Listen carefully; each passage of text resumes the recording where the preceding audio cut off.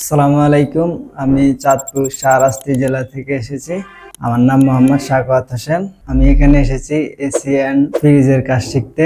2 মাসে আমরা প্রথমে এসে 15 দিন প্র্যাকটিক্যালি কাজ দেখছি এবং থিওরিলি ক্লাস দেখছি। তারপরে আমাদের টেকনিশিয়ানদের সাথে কাজে পাঠানো হয়েছে।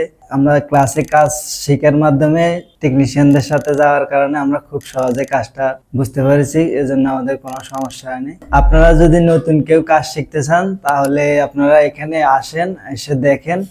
যদি আপনার মনে হয় যে এখানে আপনি শিখতে পারবেন বা আপনার ভালো মনে হয় তাহলে দেখেন, আপনি বুঝে নিন। আপনি তো দূর থেকে এসে কিছু দেখতে পারবেন না বা বুঝতে পারবেন না। আর চা সম্পর্কে আমি কিছু বলবো না, আপনি নিজে এসে দেখেন, তারপরে বুঝতে পারবেন চা সম্পর্কে।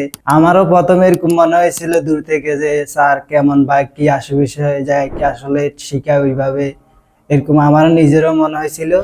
আসার পরে আমার মনে হয়েছে যে এখানে অবশ্যই খুব ভালো শিখে। এখন আমি নিজেও যে পুরো কাজটা শিখতে পেরেছি এবং পুরোপুরি কমপ্লিট আমার কাজ শেখা, কোনো সমস্যা নেই। আপনি এসে আপনারা শিখতে পারবেন।